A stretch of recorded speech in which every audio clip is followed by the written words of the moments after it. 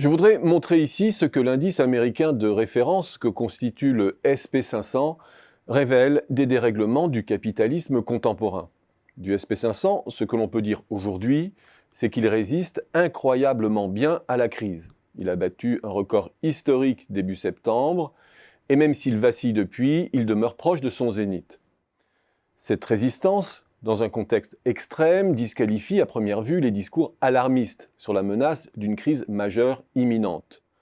Le SP500 passe brillamment l'épreuve extrême du stress test de la crise sanitaire, alors même que les Cassandres guettaient le fameux Big One qui devait ébranler nos économies plus violemment encore que la crise de 2007-2008. Cette résistance n'a pourtant rien d'étonnant. Elle ne fait que confirmer l'extraordinaire efficacité du bouclier mis en place pour préserver les prix d'actifs. Le système économique est tout entier conçu pour générer de la share value et pour la préserver en période de crise en reportant le risque sur les autres agences économiques, les États et les salariés notamment, avec la Banque centrale en super assureur au sommet de l'édifice. Et tout démontre que son étanchéité aux aléas de l'économie réelle s'est encore renforcée, car les autorités qui le supervisent, prises de vertige à l'idée d'un séisme à la 29, déploient des génies d'audace et de transgression pour le maintenir en apesanteur et le déconnecter du réel. Achat massif de titres, taux négatifs, sauvetage des acteurs financiers défaillants. Et en arrière-plan aussi, le mode de gouvernance actionnariale qui prévaut continue à exiger des rendements à 2 chiffres sur les fonds propres, totalement décorrélés des taux d'intérêt, mais qui légitiment le niveau actuel de la bourse. Bref, le système est entièrement tendu vers sa propre conservation. On pourrait certes réécrire l'histoire avec des si.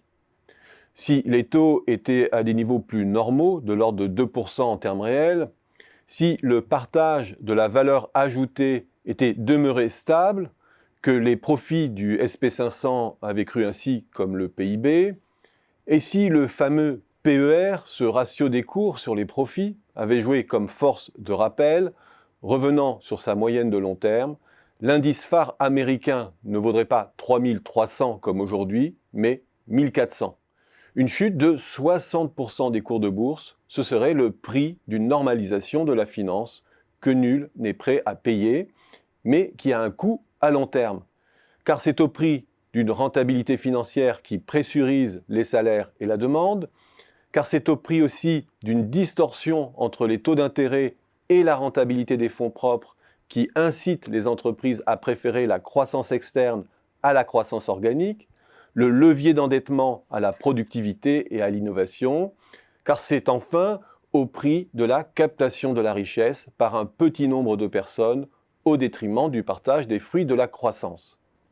Quand la finance fait mine de sauver l'économie réelle, elle ne fait au fond que se sauver elle-même au détriment des enjeux de long terme. Et puis, il y a tout ce que révèle la formidable hétérogénéité des valorisations derrière l'indice global.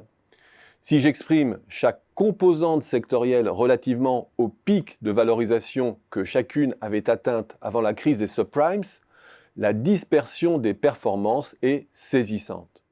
La photographie des progressions entre les précédents sommets de 2007-2008 et fin septembre 2020 est extraordinairement clivée, reflet du déplacement des moteurs de la création de valeur. Les technologies de réseau, le secteur dit des biens de consommation discrétionnaire, c'est-à-dire non courants, dont Amazon, autrement dit le e-commerce et le porte-étendard, et la santé défient toutes les lois de la gravité. Ces domaines sont tellement valorisés, ont un tel pouvoir d'acquisition et de concentration à leur avantage, que rien ne les arrête dans leur progression. Et ce sont précisément ces secteurs qui raflent la mise avec le Covid. Et tous ces secteurs ont pour point commun d'être producteurs de biens collectifs et de s'approcher d'une situation de monopole naturel, qui fait ressortir en exergue la défaillance des États sur leur champ d'intervention et de régulation traditionnel.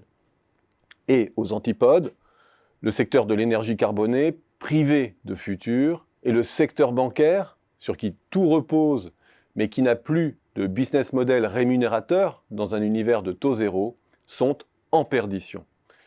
Bref, le SP500, quintessence de la finance court-termiste en apparence, porte en lui tous les bouleversements du monde.